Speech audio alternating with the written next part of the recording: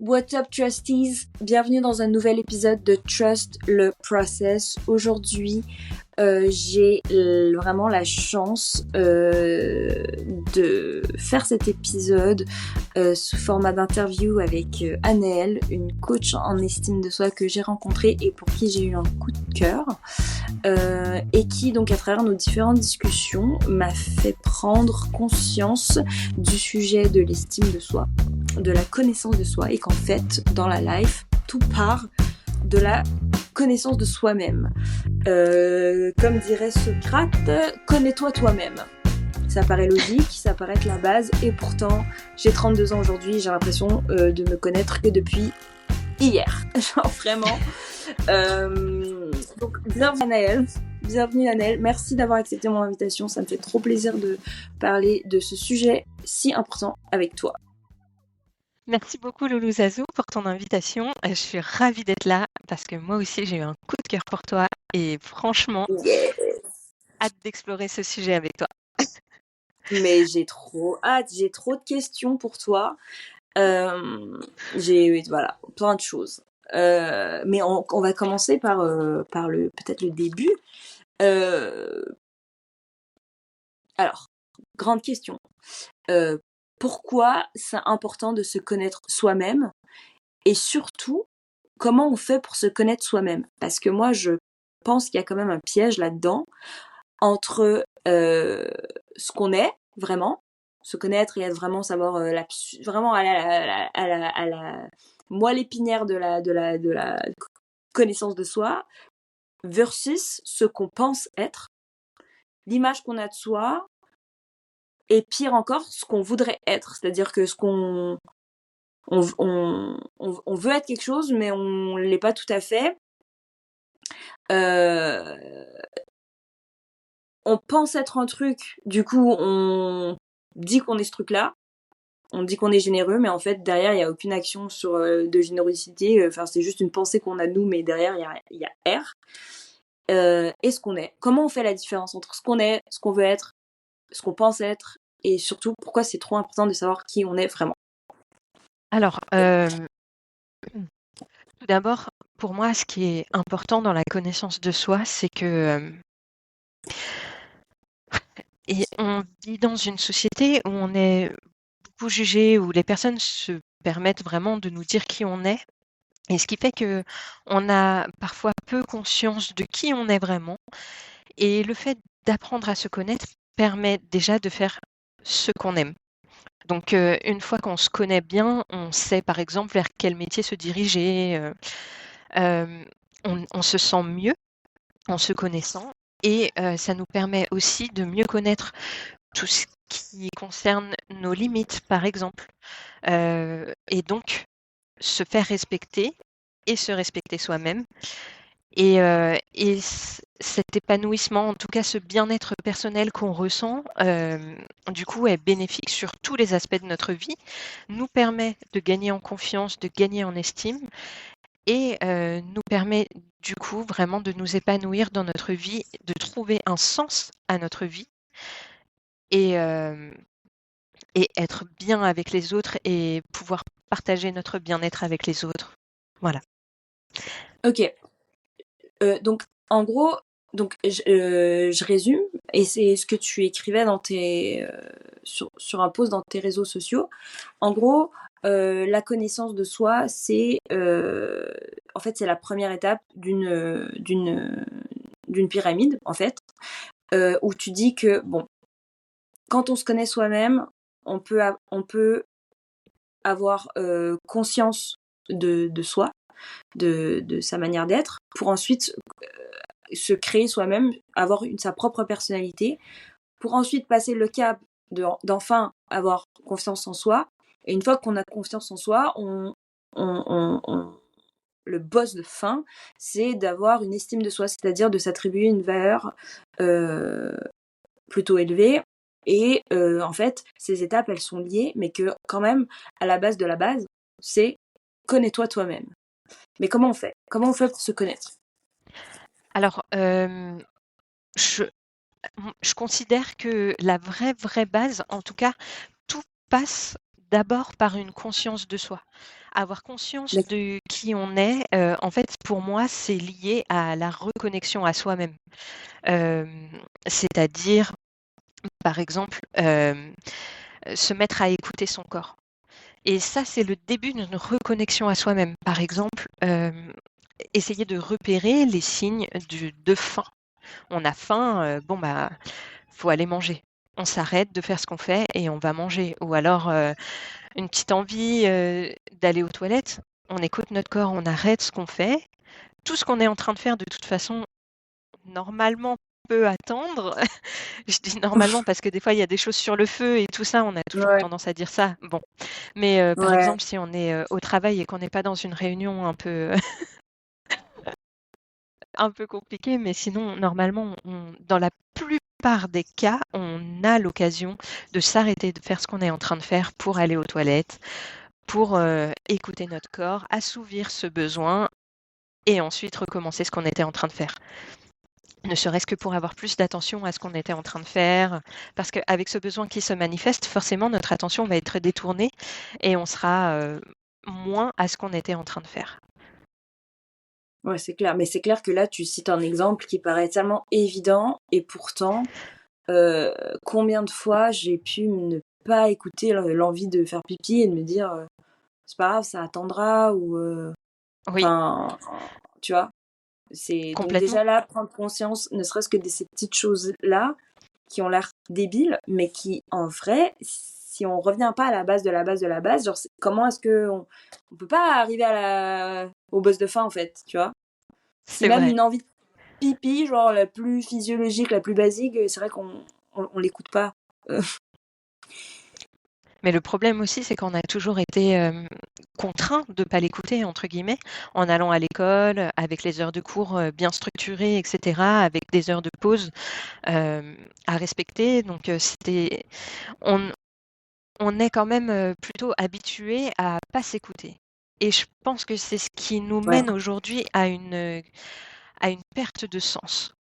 Pour la plupart d'entre nous, où à un moment ou à un autre, on a vécu une perte de sens, quoi. Mais qui je suis? Pourquoi je fais ça?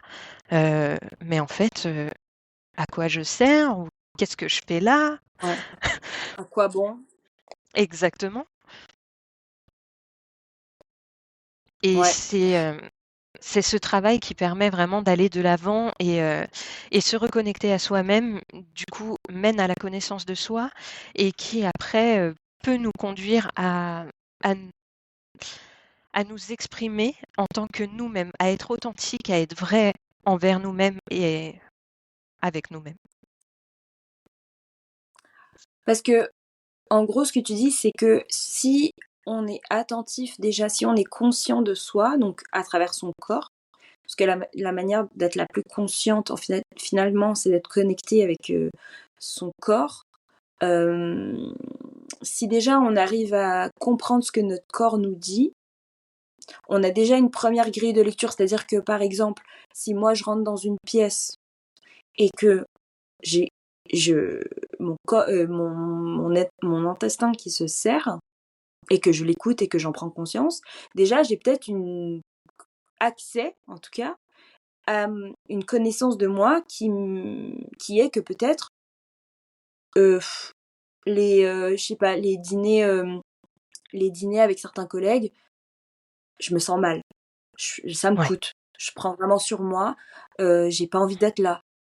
Et du coup, en gros, c'est à travers. Donc, la porte d'entrée, si je comprends bien, c'est vraiment d'écouter son corps pour ensuite défaire le peloton de laine et se dire qu'est-ce que ça dit de moi si mon corps réagit comme ça. C'est ça? Et donc, de se dire, ok, en fait, je n'aime pas être dans cette situation-là. Je ne me sens pas à ma place. Je ne me sens pas à l'aise, je ne me sens pas écoutée ou comprise ou appréciée, donc c'est ça la suite. La suite, c'est de se dire, ben, j'ai les réponses, je sais que je dois réagir, je me connais, je réagis, et donc, je me respecte. C'est ça? exactement, exactement. Et justement, la reconnexion à soi, pour moi, se fait aussi par le biais de l'instinct comme comme tu l'indiquais dans ton exemple, notre corps nous parle et on a aussi un instinct qui fait que quand on va croiser une personne, on va tout de suite, notre corps va nous dire, on va avoir envie d'aller vers Ouais, elle, ou grave. pas, on va avoir plutôt envie de l'éviter.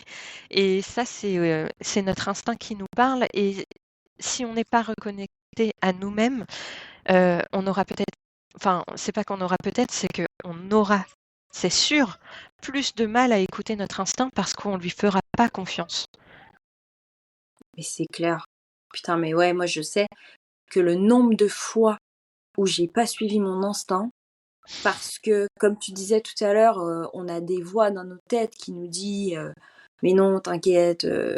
Puis pendant longtemps, en fait, moi j'ai cru que l'instinct c'était pas une science exacte. Enfin, moi j'ai un parcours scientifique, j'ai fait des neurosciences et tout. Autant te dire que l'instinct, je me suis dit, c'est vraiment. Enfin, c'est contre-productif, ça n'a pas de sens, quoi. Et de plus en plus, et surtout, je dirais même en tant que femme, où là je commence à comprendre qu'en réalité, même en tant que femme, c'est notre super pouvoir. Parce que pour moi, j'ai l'impression qu'il est encore plus développé que chez les hommes, cet instinct, c'est pas cette intuition. En fait, on a ce don-là, et la plupart du temps, quand j'ai pas suivi mon instinct, je l'ai regretté parce que je me suis dit, ah, je le sentais pas. Je pouvais pas l'expliquer autrement que je le sentais pas. Mais Oui, aujourd'hui, je me dis, ok, je le sens pas. It's science. It's fucking rocket science. Genre, ça a de la valeur. oui. Donc j'écoute. Exactement. Moi aussi, ça m'est arrivé une fois de pas écouter mon instinct et je l'ai payé cher. Mais par contre, pour ma part, j'ai toujours, enfin, j'ai souvent, enfin, on va dire pendant les 30 premières années de ma vie, j'ai passé sous silence mon instinct, je l'ai un peu étouffé. Et mon mari a un super bon instinct et c'est lui, enfin, je me fiais plutôt à son instinct, puisque moi, j'avais mis le mien sous silence, j'étais incapable de savoir comment faire pour le réactiver, ce qui fait que je me fiais à un moment à l'instinct de mon mari. Et finalement, j'ai réussi à me reconnecter à moi-même, à retrouver mon instinct et hem et souvent, on a les mêmes, on a les mêmes ressentis, en fait. Ah ouais, mais c'est vrai que je suis d'accord que on se fait tellement pas confiance. Enfin, du coup, c'est ça, on n'a pas pris on n'a pas accepté qu'on notre corps nous parlait, donc on n'a pas pris conscience de soi, donc on n'accède pas à la connaissance de soi, et donc on peut pas Oui, prendre confiance en soi, tu vois. Et du coup, c'est vrai que exactement. pendant longtemps, moi, j'avais pas confiance en ma voix intérieure parce que j'étais pas 100% convaincue que je ne me connaissais assez pour faire Ouais, confiance à un sentiment vague et diffus, tu vois. Et pourtant, j'avais souvent la preuve contraire, tu vois. Mais j'arrivais pas à accepter que c'est que je peux à travers mon instinct, mon corps, me connaître suffisamment pour, tu vois. Tu parlais ouais, toi dans un épisode que t'as payé cher. Est-ce que tu oui, peux nous en parler? hem, oui. En fait, un jour, j'étais au lycée, j'ai rencontré une fille et elle était amie avec, des amis à moi, mais je la sentais pas. Et puis, bon, bah, le soir, j'en ai discuté en famille et puis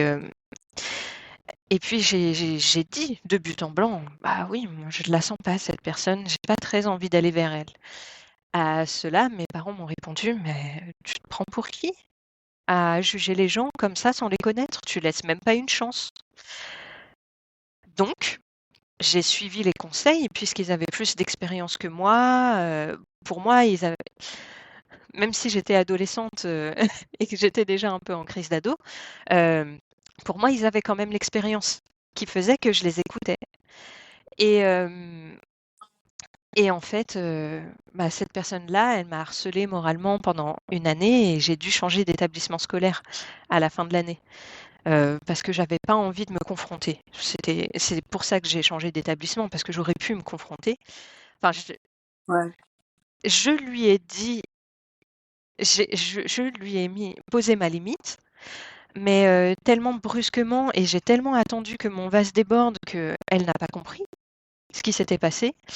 Moi, j'étais tellement dans le ressentiment que je me suis dit: «De toute façon, je lui dois rien, j'ai pas envie de lui expliquer».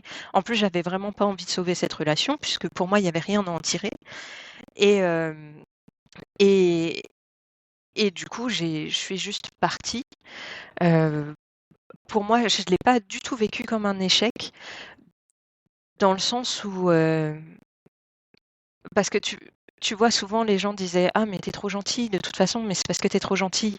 Pour moi non, j'étais pas trop gentille, j'étais moi-même en fait. Enfin, j'ai toujours été comme ça, Ouais. c'est comme ça que j'étais. Mais, là où je l'ai pas vécu comme un échec, c'est que je me suis dit: «En fait, mon instinct avait raison. En fait, j'avais raison. Ce que je pensais, c'était vrai». Et ça Ouais. m'a permis de gagner un peu confiance en moi. Et pour rebondir sur la confiance, c'est vrai qu'il est souvent plus facile de faire confiance aux autres que d'avoir confiance en soi. Et C'est fou, hein. c'est d'ailleurs la raison pour C'est laquelle je n'écoutais pas terrible. mon instinct, hein. C'était parce que Bah j'avais pas oui. suffisamment confiance. Mais je faisais plus confiance à mes parents, voilà, je te disais tout à l'heure à mon mari. Mais moi, non. Il a fallu que j'attende, plus de 30 ans pour me reconnecter à moi-même et pour me dire: «Mais en fait, bah, il faut que j'ai confiance en moi, il faut que j'ai raison parfois aussi». Bah, en fait, je trouve que c'est justement via tu disais l'échec, mais c'est justement via l'échec, en fait, c'est de se dire: «Je l'ai pas écouté et en fait, j'avais raison, je me suis Oui, trompée». Et donc c'est en se trompant qu'on trouve, le l'accès à la clé d'accès à la confiance en soi, parce que c'est ce que je disais dans mon épisode, sur, les vertus de l'échec. Si on se trompe pas, en fait, on n'a aucunement de clé pour se dire: «OK, là, tu vois, enfin, tu as senti quelque chose et tu avais raison de le faire». Parce que si tu t'étais pas trompé, tu te serais dit t'aurais même pas fait la corrélation entre ton oui, instinct et oui, ce qui s'est passé. Tu te serais dit, bah, c'est un hasard. Ou en fait, quand on réussit les choses, on ne les réfléchit pas. Et c'est pour ça que c'est je vrai, dis, là où on peut avoir confiance en nous, contrairement à ce qu'on veut nous faire croire, c'est pas dans nos succès. C'est pas plus on réussit quelque chose, plus on a confiance. Même si, évidemment, il en faut hein, des succès. Mais là où vraiment il y a des revirements de situation où vraiment là on prend 10 points de confiance, c'est dans les échecs. Là où on en prend peut-être deux quand on réussit quelque chose. Parce qu'on ne questionne pas ce qu'on réussit. Tu vois, puis tu sais, il suffit que tu aies un peu le syndrome de l'imposteur. C'est pas toi, c'est les autres, c'est l'hasard, la chance, le machin. Et alors que quand tu te trompes et que tu te prends une porte dans la tronche, tu te dis, ah ouais, au fait, qu'est-ce que j'ai pas fait de bien. Et là, par exemple, là, ce que tu n'as pas fait de bien, c'était de suivre ton instinct, ouais, de voir comment ton corps réagissait, etc. Et donc, ben, là, tu as la preuve mathématique, en fait, que oui, tu, tu peux te faire confiance. Et donc, ta confiance, elle grandit. Et c'est pour ça que je dis, moi, il faut échouer dans la vie. Et il faut pas avoir peur d'échouer. Parce que plus tu échoues, plus tu prends confiance en toi. Parce que, à condition, effectivement, de réfléchir ces échecs, hein, oui, de les comprendre, de les analyser. Hein. Il y a que quand on se prend comme ça des belles claques on se rapproche de sa propre vérité et du coup de qui on est quoi en fait. c'est vrai. Et d'ailleurs, pour, heu, pour reprendre tes propos, il y a un proverbe japonais qui m'a beaucoup fait penser à toi parce que je sais à quel point, l'échec est vraiment présent, dans tes publications, dans tes podcasts et cetera. Et du coup, ça m'a Mhm. beaucoup fait penser à toi quand je l'ai lu et qui dit: «On n'apprend pas beaucoup par la victoire ou le succès, mais on apprend beaucoup par la défaite ou l'échec». Bah ouais, Et ça dit tout. on apprend beaucoup par l'échec et c'est pas juste on apprend une technique. C'est ça que je trouve intéressant, c'est que par exemple, tu vois, tu commences une discipline, peu importe laquelle. Moi, je sais que je fais de la danse, je fais du MCing. Mes podcasts, clairement, je fais face à l'échec quand même assez régulièrement. Certes, ça me permet de perfectionner ma technique, une technique de danse, ou m'améliorer dans mon concept de podcast ou au travail ou peu importe. Mais au-delà de la technique, de l'amélioration de la technique, il y a me connaître moi-même en fait. Parce que souvent les gens ils oublient qu'à travers l'échec, non seulement il y a un perfectionnement, mais il y a aussi une connaissance de soi. Si Oui, on est juste focus sur le fait d'arriver au but et qu'on oublie le process, trust le process, en fait, on profite pas à 100% de l'échec. Donc, c'est vrai.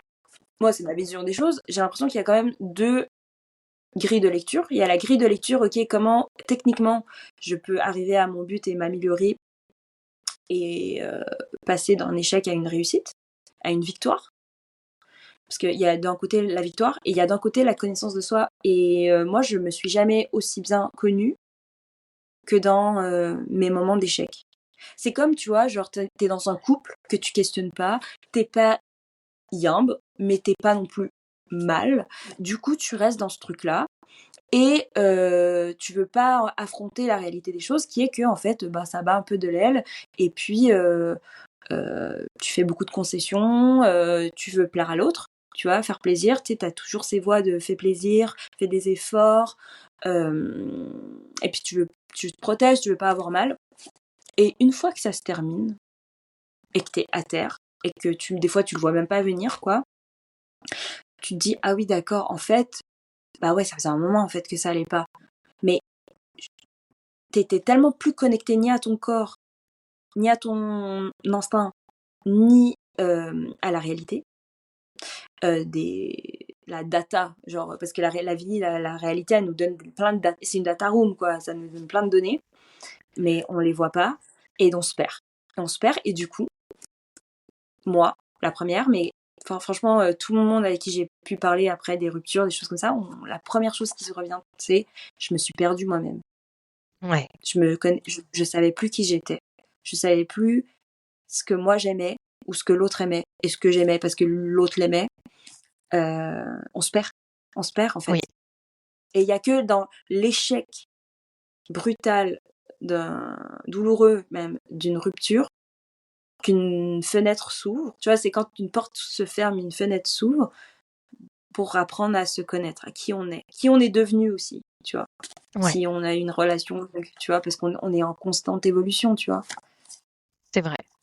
Et justement, le manque d'estime peut, ne pas arranger les choses dans le sens où justement donc on va perdre un peu cette connexion avec nous-mêmes, on va pas voir notre propre valeur et cetera et du coup dans un couple, on va vouloir fusionner avec l'autre personne et c'est à ce moment-là qu'on va oublier qui on va vouloir plaire à l'autre personne va peut-être faire elle-même la même chose, et en fait dans cette fusion, les 2 vont se perdre de vue et il faut réussir à se défusionner et à se reconnecter. Il faut que les 2 parties parviennent à se reconnecter à elles-mêmes, ce qui ne pourra que, améliorer les relations puisque chacun se sera trouvé, chacun aura réussi à se définir, à s'épanouir dans ce qu'il aime et dans ce qu'il est et réussir à transmettre ça à l'autre, à partager ça avec l'autre et ça peut qu'être bénéfique pour le couple. Mais Bah, effectivement, ouais, conserver, ouais. sa propre identité est très important et très difficile à faire. Ouais, arrêtez de vouloir fusionner à tout prix avec les gens. En fait, on est des individus. C'est mon chat qui participe au podcast. On est des individus à part entière. On est tous différents, on est tous uniques. Je pense qu'on donne pas assez de crédit au fait que le vrai amour, c'est non seulement d'accepter, mais d'aimer l'altérité de l'autre. Oui, On part souvent du fait que l'autre doit nous ressembler, pour qu'on puisse l'aimer. Et s'il nous ressemble pas, on fait des tentatives pour essayer de le changer, ou en tout cas de le faire, de le rapprocher de notre idéal, tu vois.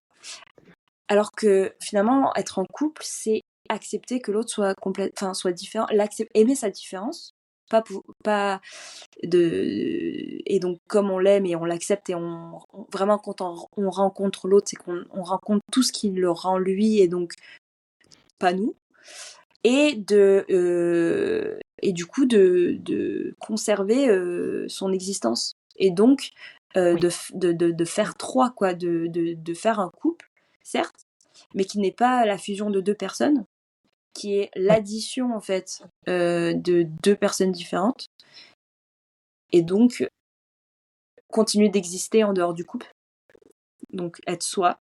Ça permet une fois qu'on est dans le couple, dans cette troisième personne là, de continuer à l'être en fait. Exactement. Parce que si on n'est plus soi du tout, on ne sait plus qui on est. Enfin, comment l'être en couple, enfin, tu vois ce que je veux dire? Oui. Et en plus de ça, ce qu'il faut se dire, c'est que la personne, elle nous a aimés pour qui on était avant d'être dans le couple. Donc on n'a aucune raison de vouloir changer dans ce couple-là, même si il est évident qu'il y a des choses qui vont se faire à deux maintenant, il y a des objectifs qu'on aura communs, bien sûr. Mais si la personne nous a aimés, elle nous a aimés pour une raison et pour la personne qu'on était. Donc pas besoin de changer, il faut vraiment rester soi-même, être authentique. Et c'est la meilleure manière de plaire en plus. Mais c'est tellement vrai ce que tu dis. Il n'y a pas plus attractive qu'une personne qui se connaît et qui donc est capable d'exprimer ses besoins clairement, ses désirs, de les communiquer, de savoir ce qu'elle veut, en fait. Et de pouvoir comment dire, le défendre, défendre ses valeurs, défendre ses passions, défendre même, enfin moi je trouve qu'il y a rien de plus beau que quelqu'un qui est pas d'accord avec moi, mais qui me dit pourquoi et qui me le justifie et qui y met tout son cœur, quoi, tu vois. Oui. Et c'est là où on recoupe avec ce que tu disais, et j'ai envie qu'on creuse ça, le respect. C'est-à-dire que du coup, t'as envie de respecter cette personne. Oui. Parce que elle se respecte finalement. Oui, et je le vois, mais c'est vraiment fou quand tu marches et que tu as confiance dans la rue, que tu as la tête haute et tout ça, c'est là que tu attires les regards. C'est là que je sais pas, tu dois dégager quelque chose de tellement positif, que tu es un aimant en fait à positivité. Et c'est vrai que, comme tu disais, on est très attrayant, quoi, quand on se connaît et quand on se respecte. Parce qu'une personne qui se respecte pas va juste donner envie aux autres, même si c'est absolument en aucun cas de votre faute si on vous a appris à pas vous respecter.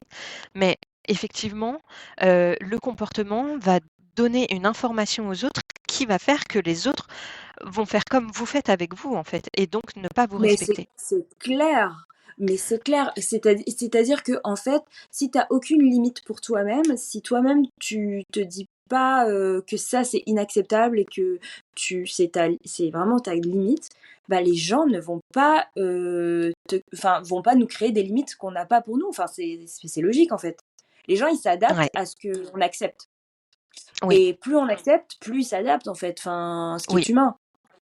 Tu vois. Et c'est vrai que se connaître, en fait, c'est se dire ok, c'est se faire respecter. Genre, oui, ouais, en fait, et puis du coup, et c'est un cercle vertueux, comme tu dis, parce que plus on se fait respecter, plus on est à l'aise d'être qui on est complètement, parce qu'on se sent oui, respecté, et plus on a envie d'accueillir l'autre, et plus on est ouvert oui, à l'autre, parce qu'il oui, il nous respecte dans notre différence, tu vois ce que je veux dire? exactement. Et plus on entretient des relations avec des bases saines. Et franchement, c'est le meilleur moyen d'éviter les comportements toxiques envers soi-même, c'est de se respecter.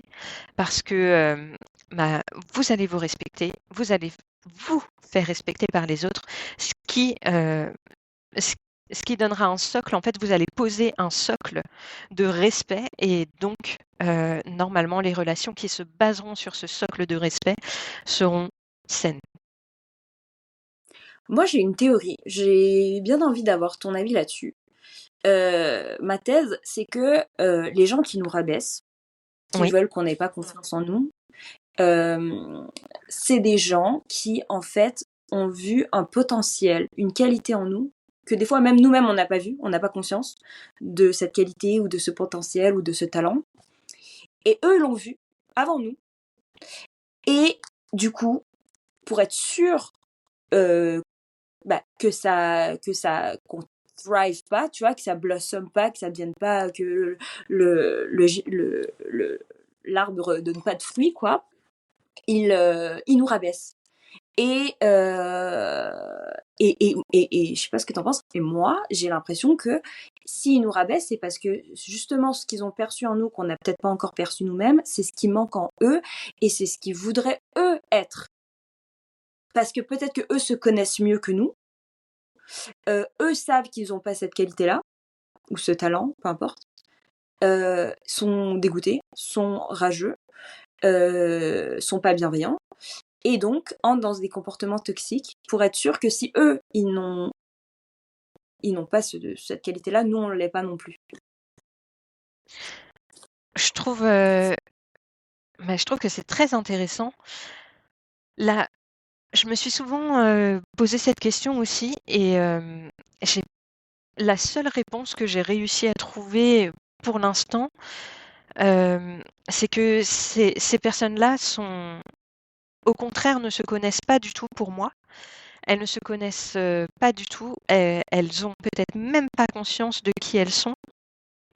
Hem et heu et en fait, elles ont peur de quelque chose. Ouais. Effectivement, ça doit les c ce qu'on n'a pas perçu chez nous, ça leur fait peur parce que peut-être que ça les aiderait à prendre conscience de quelque chose qu'elles ont ou qu'elles n'ont pas. Mais j'associe plutôt ça à de la peur et du coup à un mal-être. Mais Ouais. après, j'ai toujours tendance aussi à voir, le bien chez les autres et du coup, j'ai vraiment du mal à me mettre dans la peau d'une personne qui voudrait du mal à une autre personne. Non, Mais mais des je fois, sais c'est inconscient. C'est pas, oui, des fois, oui, c'est pas, c'est pas, des fois, c'est malveillant parce que quand t'es au boulot et que quelqu'un veut un poste et qu'elle voit que, ouais, en fait, les gens te donnent du taf à toi ou t'appellent toi en premier et tout, bah, des fois, c'est vraiment des gens voilà, ils veulent pas que oui, tu réussisses et ils ont bien perçu que t'avais le talent et qu'on t'aimait bien. Ça, c'est une chose. Mais il y a une deuxième catégorie de personnes qui, pour moi, n'ont même pas conscience qu'à travers des petits mots, parce que c'est léger, enfin, c'est des petits mots, des oui, petites remarques, des petites blagues, euh, elles sont en train de rendre un terrain qui était fertile en soi sec, sec, oui, sec, sec, sec. ouais, Donc, et elles le font inconsciemment parce que justement, elles ont, comme tu as dit, tu as raison, je pense elles ont pas connaissance de soi, elles ont pas conscience que ça renvoie en miroir, en fait, ce que ouais, elles voudraient être, mais qu'elles ont pas encore, elles ont pas encore, elles l'ont pas conscientisé, puis elles savent pas aussi comment y arriver, tu vois, comment l'être. Ou oui, si même elles peuvent l'être, tu vois, des fois, peut-être qu'il y a des choses on peut pas être, quoi. ouais, c'est vrai. Ouais, sur ça, je te rejoins et d'ailleurs, il y a une belle citation de Carl Gustav Jung qui écrivait que tout ce qui nous énerve chez les autres nous permet de nous comprendre nous-mêmes et ces personnes-là, c'est comme tu dis, elles font tellement ce genre de petites réflexions de manière inconsciente qu'elles peuvent même pas prendre conscience d'elles-mêmes à travers ces petites réflexions qu'elles ont lancées puisqu'elles n'ont pas conscience qu'elles les ont lancées. Et Ouais. c'est là le problème pour elles et pour nous qui pouvons les recevoir, en tout cas pour des personnes à basse estime ou du coup qui ont une mauvaise confiance en elles, elles vont recevoir ça de plein fouet. Elles vont pas réussir à prendre de la distance et à se dire que c'est pas lié à elles, mais que c'est lié à la personne qui l'a dit. Exactement. En fait, c'est le truc, c'est que moi, ce que je dis, c'est qu'il faut pas laisser les autres nous définir. Oui, parce que les gens ne savent même pas encore qui ils sont. oui, Donc quand il y a des gens, parce que les gens ils aiment trop mettre des étiquettes rapidement, ils t'ont vu une fois en soirée ou ils ont fait un resto avec toi. Ah ouais mais toi t'es comme ça. Ah mais ouais mais toi t'es je sais pas tête en l'air, toi t'es dyslexique, ouais mais toi t'es voilà t'es pas très intelligent. Bon, bref. Mais non en fait déjà connais-toi toi-même parce oui, que tu te connais pas encore. Donc comment tu peux me définir moi-même? Donc moi, je me dis, pour quand j'ai des gens qui comme ça m'envoient des pics ou je sens ils ont, je sais pas, il y a une mauvaise vibe, je me dis, ok, je vais pas laisser cette personne qui ne me connaît pas vraiment finalement me définir parce que il y a de fortes chances qu'elle se connaisse pas elle-même. oui. Donc déjà là, ça discrédite sa thèse et je me sens mieux. Donc et je me dis attends, mais si déjà moi je me connais pas totalement, comment elle peut me connaître? Tu vois? C'est vrai. Genre les calculs sont pas bons quoi. Et donc voilà, moi c'est ma petite astuce. Genre j'en ai deux. Soit je me dis ça, elle se connaît même pas elle-même, qu'est-ce qu'elle me connaît. Et deux, je me dis bah je suis un miroir en fait. On est les miroirs des autres, nos réactions, elles disent quelque chose de nous. En fait, on se définit, je trouve que on a aussi, et là, pareil, je veux bien ton avis là-dessus, on a conscience et connaissance de soi à travers les autres, dans nos relations avec les autres, dans nos échanges avec les autres. Comment les autres réagissent à ce qu'on dit, à ce qu'on fait et à ce qu'on est, ça nous permet d'avoir des lumières sur, sur ce qu'on est vraiment, dans le sens où Jean-Paul Sartre et Nietzsche aussi disent ça, pour se connaître soi-même, il faut sortir de soi. Sartre, il disait, si tu veux te connaître, sors de chez toi. Sors de chez toi, va rencontrer les gens, va rencontrer le monde. Tu vas, à travers leurs échanges, leurs réactions, leurs commentaires, leurs avis, bref, leurs actions, tu vas avoir tes réponses. Ouais. Et donc, on peut pas juste enfin, tu me diras si je me trompe, mais j'ai l'impression qu'on peut pas juste se connaître en introspection à soi, mais dans le regard des autres, dans les actions des autres. Tout à fait d'accord et justement, c'est un peu comme ça que j'ai commencé à me définir à l'adolescence. C'était par rapport à ce que mes parents disaient que j'étais et du coup, ça m'a permis de voir si moi j'étais d'accord avec ça ou pas et parfois j'étais d'accord, mais la plupart du temps, bon, à l'adolescence, on a plutôt tendance à être en désaccord, hein. Mais Tout du à coup, fait. hem tu enfin, c'est bien d'être en désaccord, mais il faut savoir pourquoi. Qu'est-ce qui nous a gênés dans ce qu'ils ont dit? Est-ce que c'est parce qu'il y avait une part de vérité? Ou est-ce qu'au contraire, c'est parce qu'on se sent absolument pas comme ça? Mais du coup, qu'est-ce qui a pu les laisser croire ça et cetera? Et c'est comme ça qu'on peut se définir en écoutant ce qu'ils disent de nous et en analysant ça, en se disant: «Bah, est-ce que ça, c'était vrai? Est-ce que vraiment quand ils disent que je suis gentille, c'est gentil ou pas?» et on sur quel ton c'est dit aussi? Parce qu'il y a des gens qui vont dire: «Ah mais tu es trop gentil». Mais du coup, eux, ils le perçoivent Mhm. négativement et toi, comment tu le perçois? Est-ce que pour toi, être gentil, c'est plutôt négatif? Est-ce que c'est positif? Et effectivement, ça peut permettre de se définir. C'est pas forcément eux qui détiennent la vérité, mais ils peuvent nous aider à entrevoir la vérité. Ils peuvent avoir dans Mhm. leur tort comme dans la vérité qu'ils peuvent nous apporter. Je suis tout à fait d'accord avec Ouais, toi. ouais, parce qu'il y a deux choses. Il y a ce que eux vont penser, Oui, mais il y a aussi ce que nous on pense par rapport à ce oui. qui s'est passé. Je pense qu'il faut Oui, prendre en compte ces deux données, quoi, en fait, et les bien sûr. confronter. En Oui, fait. Parce que évidemment que les autres ne peuvent pas nous définir à eux seuls, parce que, encore une fois, eux-mêmes ne se connaissent pas. Mais par contre, si moi, euh, il y a des fois des gens qui me disent des choses et ça me pique, ça me touche. Enfin, des fois, non, mais ça me blesse, en fait. ouais, Parce que pour moi, le pire des sentiments, vraiment, c'est quand je me sens incomprise. Et je me dis, ouais, mince, attends, pourquoi il a pensé ça? Alors, c'est pas du tout ce que je voulais dire, ou c'est pas du tout qui je suis, ou quand il y a des malentendus comme ça, moi, ça me blesse, tu vois. Je me sens pas comprise. Et, et donc, c'est plus qu'est-ce que ça dit de moi qui m'intéresse, dans le sens où cette personne a dit ça là, ça me blesse. Pourquoi ça me blesse en fait? C'est plus Oui, moi ça qui va m'intéresser en fait. bien sûr. Qu'est-ce que il a touché en fait un nerf sensible? Pourquoi c'est sensible? Est-ce que c'est parce que dans l'enfance, souvent c'est la réponse elle est dans l'enfance, on va pas se mentir. C'est vrai.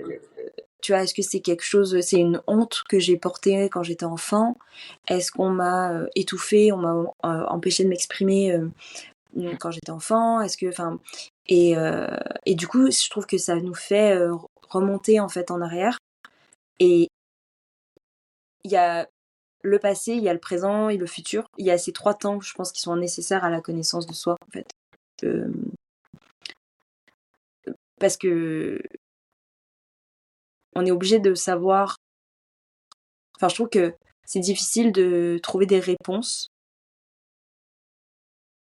seulement dans le moment présent, dans l'action avec cette personne, tu vois. Tout à fait. J'ai remarqué que justement, ce qui m'a permis de comprendre qui j'étais, c'est un jour, je lisais un livre d'une psychologue, et elle parlait des relations parents-enfants. Et là, j'ai pris conscience de l'impact que la relation que j'avais entretenue avec mes parents, elle avait un impact encore très présent dans ma vie d'adulte. Et c'est là que j'ai vraiment pris conscience de tout ce que ça avait pu engendrer, de toutes les croyances et toutes les limites que ça avait Mhm. pu m'apporter. Que ça m'avait que ça avait réduit au silence la personne que j'étais. Et ça m'empêchait d'être moi-même. Mhm. Et, et ça a été le point de départ de, de ma prise de conscience, de, et, et le point de départ de la conscience de moi-même. Et tu vois, le problème avec les parents, c'est qu'ils ont toujours tendance à dire, de toute façon, moi, je te connais, je t'ai fait. Je te connais, t'es mon enfant, je Ouais, t'ai fait, donc je te connais. Mais en fait, ouais. non, c'est pas vrai. Parce que pour moi, tout vient aussi de cet amour inconditionnel dont on a hérité, la plupart d'entre nous, de nos parents. Euh, En fait, c'est même sans s'en rendre compte, mais il y a beaucoup de parents qui ont tendance à féliciter leurs enfants quand ils réussissent. Aux yeux des parents, hein. Réussir, ça peut vouloir dire avoir une bonne note, ça peut vouloir dire gagner une course, ça peut vouloir dire plein de choses. Mais le problème, c'est que ça nous a appris à nous les enfants que on n'était pas aimé pour qui on était, qu'on devait répondre à un modèle, qu'on devait se conformer à un modèle pour pouvoir être aimé. Et c'est ça qui aujourd'hui fait que on est nombreux à se demander qui on est. On a perdu cette identité à cause de cet amour conditionnel. Bah ouais. Parce que du coup, on a tendance à faire des choses pour être aimé et pas parce que elles nous, elles nous représentent. Parce que en fait, on fait les choses où on dit qu'on est certaines choses pour être aimé. Et ça revient, en fait, finalement, tu réponds à ma question de comment faire la différence entre ce qu'on est, ce qu'on pense être et ce qu'on voudrait être. Bah, des fois, on veut être quelque chose pour être aimé, en fait, parce qu'on sait on a perçu que Oui, si on était, si on faisait tel métier plutôt qu'un autre, si on gagnait tant d'argent plutôt que pas beaucoup, enfin voilà, on avait plus de chances d'être aimé, en fait. On se perd. On sait plus si c'est la personne qu'on veut être ou exactement. est-ce que c'est la personne qu'on est et, et au contraire, la personne qu'on pense être. Ça, je trouve que c'est le pire pour tout le monde parce que tu penses que tu es une chose et au final, tu questionnes pas tes actes qui sont des fois décorrélés de ce que tu penses être. Tu as juste une image de Oui, toi parce que tes parents t'ont donné cette image-là. Mais dans la vraie vie, ce n'est pas toi, c'est juste une image qu'on t'a collée, c'est ton ego certainement, qui veut être cette personne très fort, qui pense vraiment l'être, mais c'est complètement décorrélé de la réalité et du coup les gens ils se sentent trompés en fait.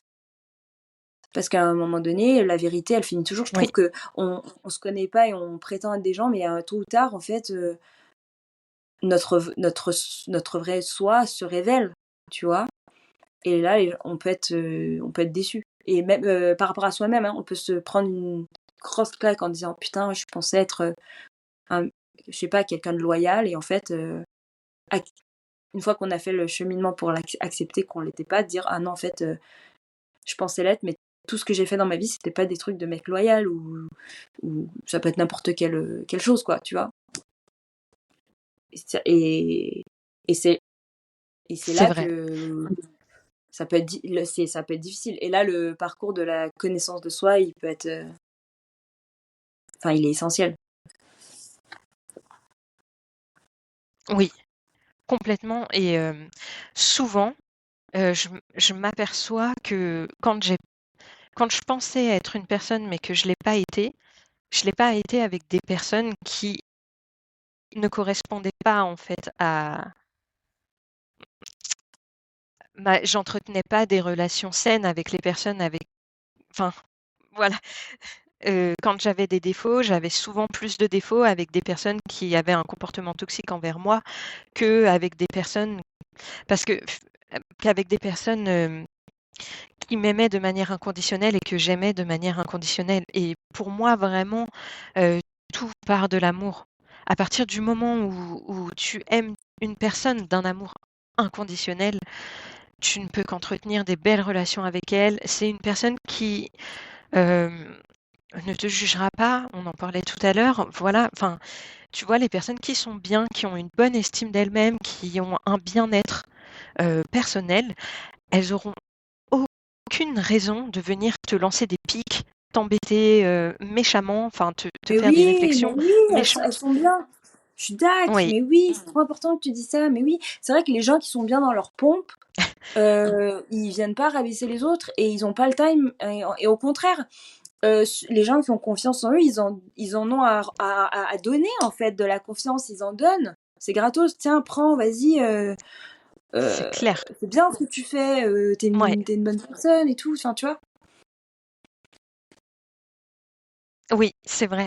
Mais par contre, ce que je voulais ajouter aussi, c'est que quand tu as pas beaucoup d'estime et qu'une personne vient et qu'elle est bienveillante vis-à-vis de toi-même, quand tu as pas été habitué à ça, quand une personne vient et t'aime d'un amour inconditionnel alors que tu as connu que l'amour conditionnel, ça te fait un drôle d'effet et des fois tu l'acceptes pas en fait.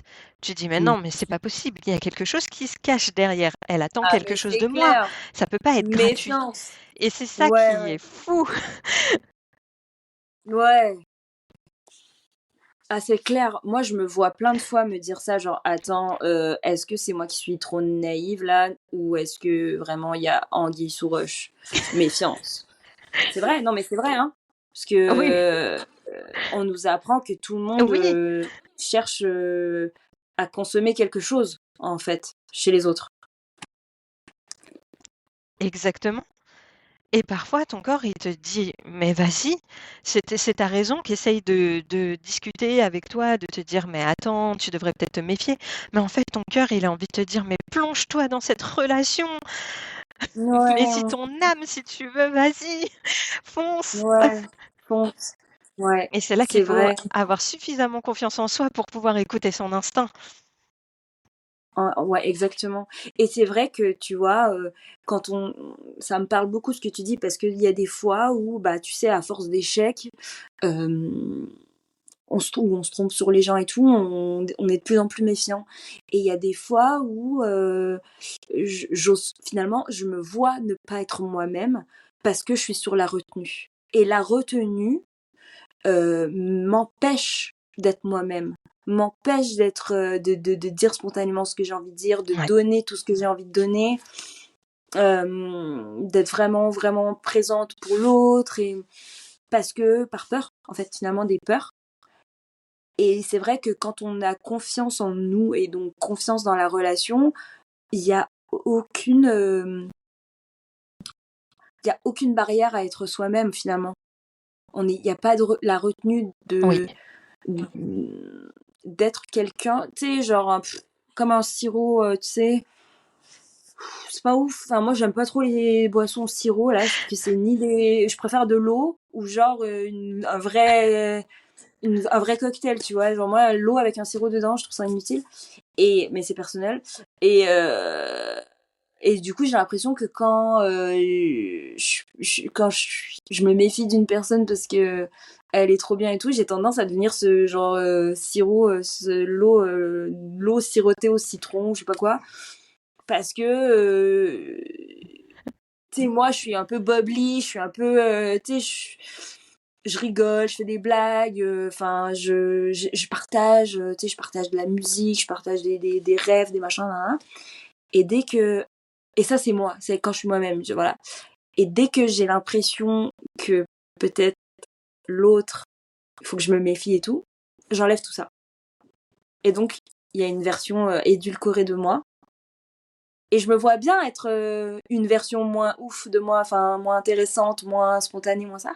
Et pourtant, j'y arrive pas. Des fois, j'ai trop peur, quoi, en fait. Est-ce que dans ces cas-là, question, Ouais. est-ce que c'est à l'autre aussi de nous donner confiance, enfin, de nous permettre d'être nous-mêmes? Comment est-ce que c'est à nous de s'autoriser d'être nous-mêmes dans chaque situation, ou est-ce qu'il y a l'autre qui peut nous aider? Enfin, il a aussi sa responsabilité là-dedans. Je pense que c'est de notre responsabilité d'être authentique et d'être nous-mêmes, surtout si on veut qu'une relation fonctionne. On peut pas prendre la responsabilité de la réaction de l'autre, mais ça m'est arrivé aussi, juste récemment, d'avoir été moi-même, d'avoir été j'ai tendance à dire à une personne, très vite que je l'apprécie quand je l'apprécie et j'ai pas envie de m'empêcher de le faire parce que je trouve que c'est important de savoir dire à une personne qu'on l'apprécie quand on l'apprécie. Mais il y a des personnes qui manquent d'estime d'elles-mêmes ou de confiance en elles ou je ne sais enfin ouais, je pense que c'est ça. Non, mais c'est ça. Enfin, cette personne, en tout cas, manquait de confiance en elle et d'estime d'elle-même. Je lui ai dit: «Mais moi, je t'adore déjà» et je me demande si je lui ai pas fait un peu peur en disant ça, Peur. parce que Ouais. peut-être que je l'ai brusqué, en fait. Mais d'un autre côté, je me dis: «Mais si c'était à refaire, je le referais parce que c'est comme ça que je suis et j'ai pas envie de me cacher et j'ai pas envie de m'empêcher d'être moi-même». Ouais, c'est ça. En fait, c'est la peur d'être trop, Après en fait. c'est On, oui, on est des sirops, des sirops parce que en fait, on a peur d'être trop. Tu vois, on s'autorise pas à être tout de suite le mojito, tu vois, d'être tout de suite pétillant et tout. Enfin, des fois, c'est vrai oui, exactement. on a et du coup, on a peur aussi que ça soit reçu comme au contraire de quelque chose de non authentique, alors que c'est tout l'inverse, tu vois. Mais oui, ou une agression ou je sais pas comment ça pourrait être perçu d'ailleurs. Ouais, ouais, ouais. Et dans ces cas-là, qu'est-ce qu'il faut se dire? Est-ce qu'il faut se dire, bon, bah, alors je suis comme ça et peut-être que c'est trop pour cette personne et tant pis? Ou est-ce qu'il faut, Ouais. enfin, trouver un juste milieu? Je sais pas. Si on tient à l'autre, enfin, je sais pas, comment tu vois les choses? Le problème quand on n'est pas authentique avec soi-même, c'est que c'est nous qui pâtissons de ça. Et je pense qu'il est préférable de rester authentique, de se faire honneur, de se respecter en tant que nous-mêmes, plutôt que d'essayer de se cacher, de montrer une face de nous qui n'est pas la nôtre, ou en tout cas qui est édulcorée, juste pour plaire. Le but, là, c'est pas de plaire aux autres, c'est d'être soi-même. Et libre aux autres de nous accepter comme on est ou pas. Mais en tout cas, s'ils nous acceptent comme on est, alors c'est le début d'une relation authentique et avec, avec une grande chance d'entretenir un, un amour inconditionnel avec cette personne. Je ne sais pas comment appeler ça quand c'est une amitié, j'appelle aussi ça de l'amour inconditionnel. Ouais. Oui, je pense que moi aussi, j'appelle ça de l'amour. Et donc, Oui, donc oui, en fait, ce que tu dis, c'est de viser en fait des relations où on sent qu'on est aimé sans condition, quoi, dès le départ. Et parce que c'est la seule manière dont qu'on peut d'être dans une relation saine, en fait, qui nous permette du coup d'être Oui, soi et et du coup d'avoir de l'estime de soi. Enfin, prendre conscience et puis ensuite avoir de l'estime pour soi. oui, exactement. Et Ouais. ça permet de se respecter aussi. Parce que le fait de devoir faire des efforts pour les autres, c'est en fait, finalement, bah, quand on fait des efforts pour les autres, on les fait pas pour soi-même et du coup, on se respecte pas et c'est pour ça qu'il vaut mieux, jouer sur l'authenticité. Ouais, mais c'est tellement difficile en fait. On nous a tellement dit depuis tout petit, fais des efforts, fais des efforts. Et des fois, on a l'impression que les efforts sont légitimes, tu vois. Que bah oui, des fois, il faut faire des efforts. Oui, C'est juste que peut-être que des fois, on sait pas sur quel sujet, dans quel pan de nos vies, sur quelle décision c'est ok de faire des efforts et d'autres où c'est pas ok. Et des fois, je trouve que c'est flou pour soi de se dire est-ce que j'ai légitimement besoin de faire un effort, faire un pas vers l'autre. Enfin, tu vois, se respecter, c'est pas nécessairement évident pour tout le monde en fait de savoir. En fait, on sait qu'on s'est pas respecté quand on arrive au bout, genre quand on est vraiment quand c'est détruit, le lien il est détruit, on se dit ah oui on n'était pas respecté, mais quand on est dans la relation, on sait pas, on prend pas toujours conscience qu'on n'est pas respecté pendant que c'est en train de se passer. ouais, Comment on fait, c'est vrai. tu vois, Mais pour pour m faire la différence entre des efforts qui sont nécessaires et juste à une relation saine et le fait qu'on est en train de pas se faire respecter. en fait, pour moi, le en fait, le moment où tu ne te respectes pas, c'est quand tu vas à l'encontre de toi-même et déjà là, tu es allé trop loin. Parce que tu t'es pas respecté et que du coup, la personne ne t'aimera pas pour qui tu es, mais t'aimera pour les efforts que tu as fournis pour lui plaire. Et le mot effort veut dire beaucoup de choses. Il y a quand même cette notion de quelque chose de difficile à fournir. Et normalement, pour être vraiment bien dans une relation, pour moi, on devrait fournir aucun effort. Ça devrait être ce Ouais, que j'appellerais une évidence, en fait. Et pour moi, l'évidence, c'est ce qui découle de l'instinct, c'est ce qui découle quand tu écoutes ton instinct. Après, et ben, ouais, ce qui en découle, c'est cette évidence. Ça peut être une évidence, dans ce que tu aimes, dans tes passions, dans ton travail, une relation avec quelqu'un. C'était une évidence. Voilà, il y a plein de choses. Et pour moi, l'évidence, c'est vraiment, signe que, tu as suivi ton instinct et tu t'es respecté, que l'autre personne te respecte pour qui tu es et que tu la respectes pour qui elle est. ouais. Moi, j'ai aussi comme repère pour les relations la fluidité des choses, la facilité des choses. Si les choses, elles sont simples, c'est souvent un signe que elles sont saines. Si c'est simple d'exprimer un avis contraire, si c'est simple et fluide de discuter de sujets un peu, tu sais, un peu malaisants, ou si c'est simple d'exprimer une émotion, euh, un malaise ou un désir. Par contre, tout, si à chaque fois tout est compliqué, nécessite une charge mentale incroyable et une préparation mentale, physique, une répétition devant son miroir de quel mot je vais utiliser, où est-ce que je vais mettre la virgule et à quelle heure j'envoie le message.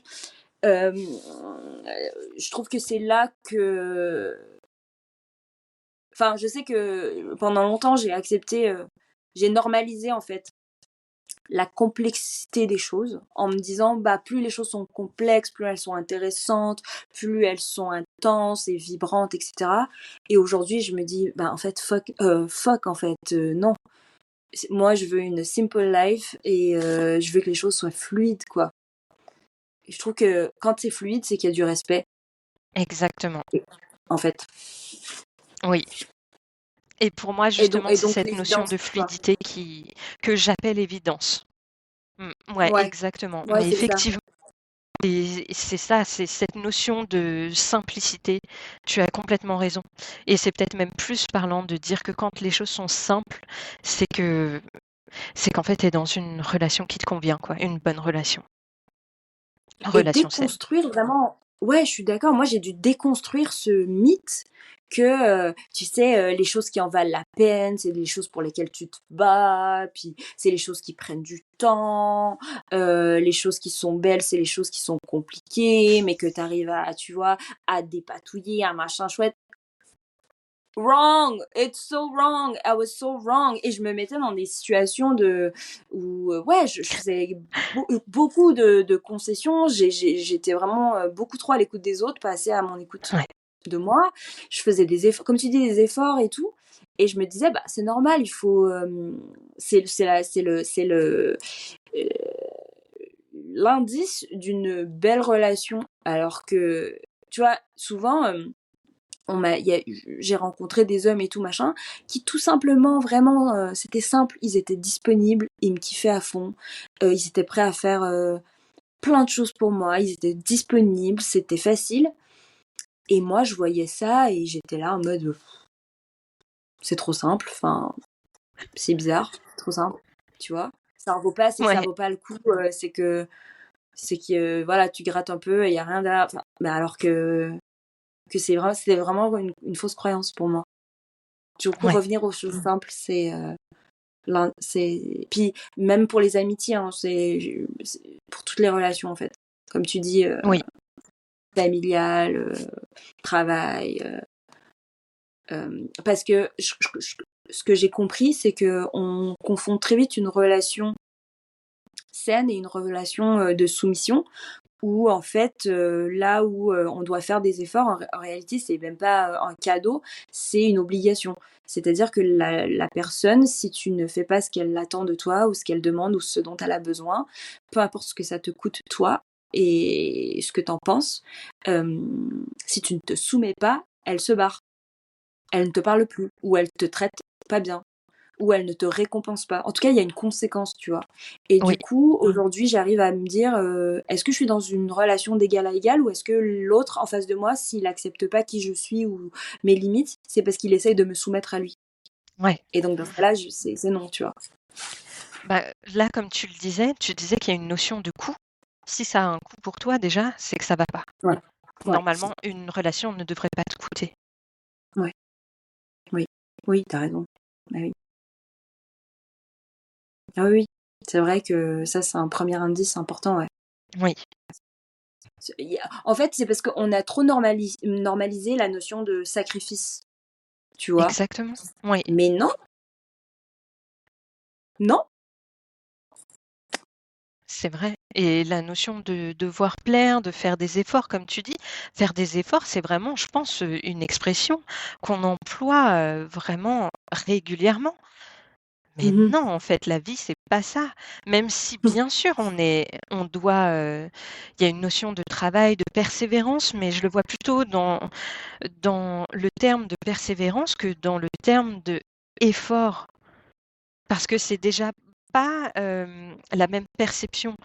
Tu persévères, ça veut dire, enfin, il n'y a pas cette notion négative derrière. Tandis que Ouais, faire un effort, pour moi, ouais, ça nécessite quand même quelque chose qui coûte, justement, comme tu le disais. d'accord. Et à partir de ce moment-là, bah, il y a cette image négative et c'est déjà trop, en fait. Moi, comme toi, c'est persévérer. Moi, c'est comprendre. Ouais, C'est-à-dire pas faire des efforts, mais comprendre l'autre. Comprendre ce qu'il a besoin, comprendre ce qu'il dit, comprendre ce qu'il ressent, comprendre ce qu'il désire. Et ça, c'est un travail et c'est pas toujours aisé. Mais du coup, je le c'est vois vrai. plus comme de la compréhension. Essayer de te comprendre et que tu me comprennes plutôt que de faire des efforts parce que tu as raison, faire des efforts, faut arrêter avec cette phrase en fait. C'est Ouais, à bannir, on arrête en fait, on fait des efforts. C'est je veux dire, la vie, elle est tellement, je trouve, des fois, on est obligé de faire des choses qu'on n'a pas envie, parce que il faut survive, genre, faut travailler.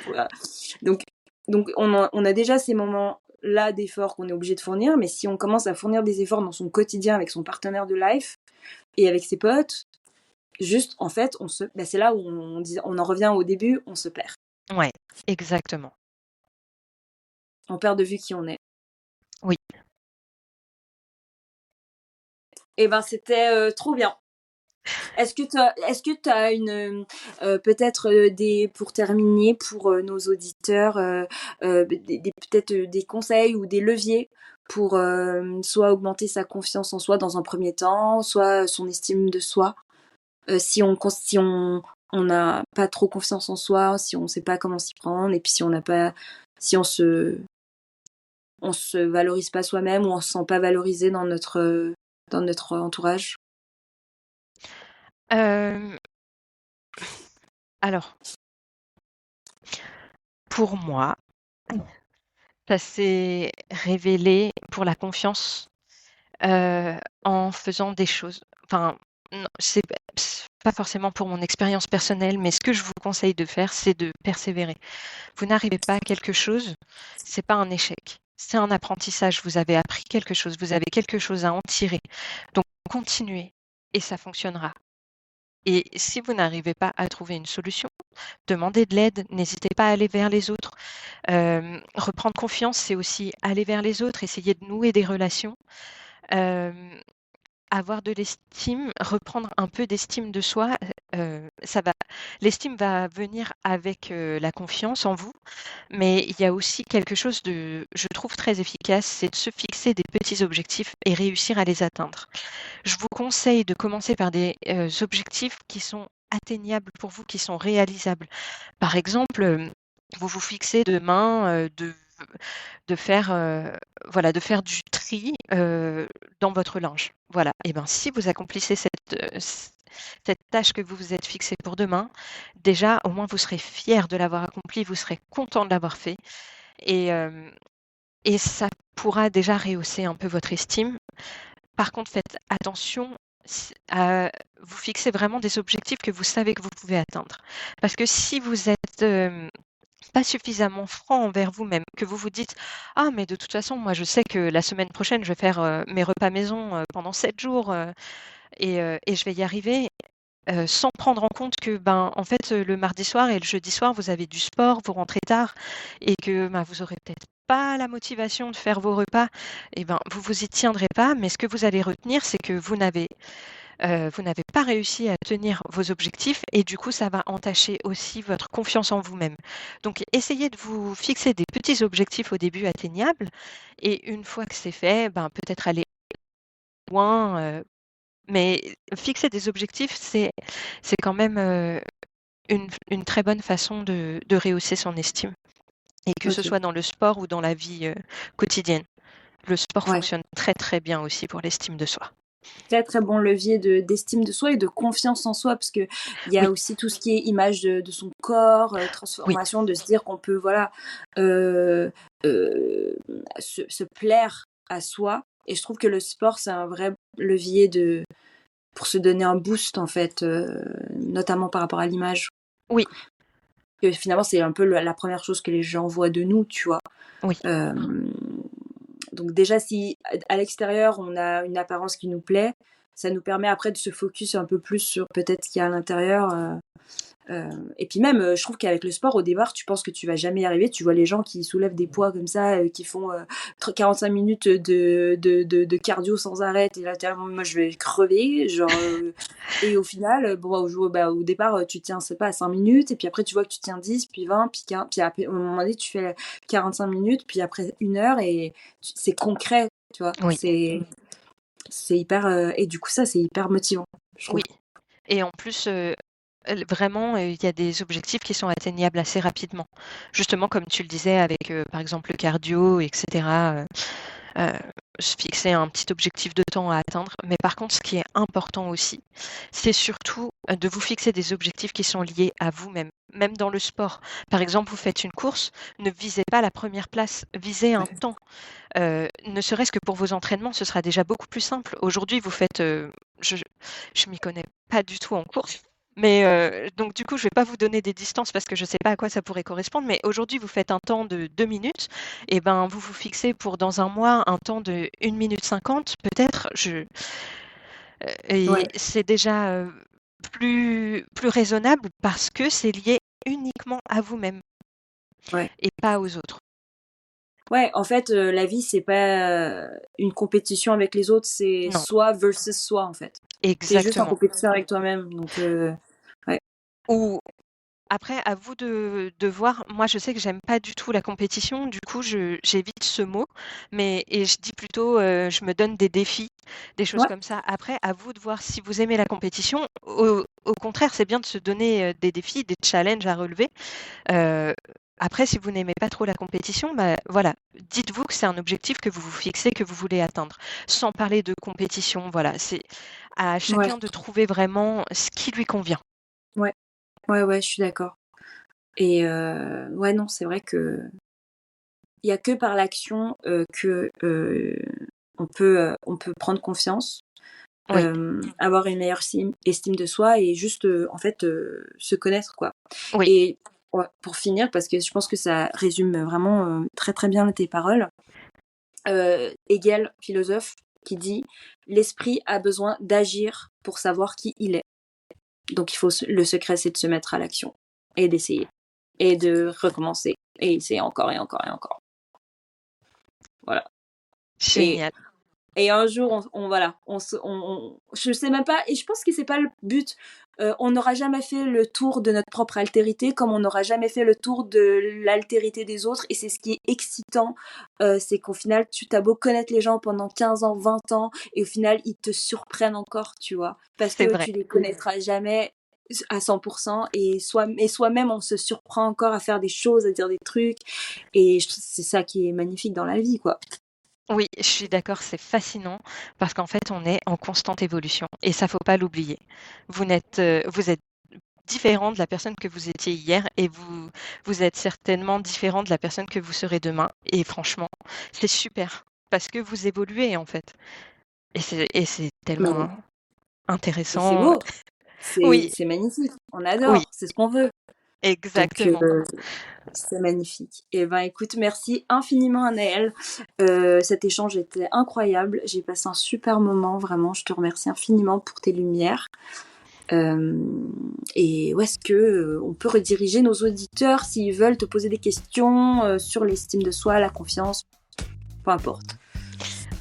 Déjà, je te remercie aussi, Loulou Zazou. J'ai passé un moment merveilleux. J'ai adoré. J'adore ton podcast Moi et ton aussi, travail.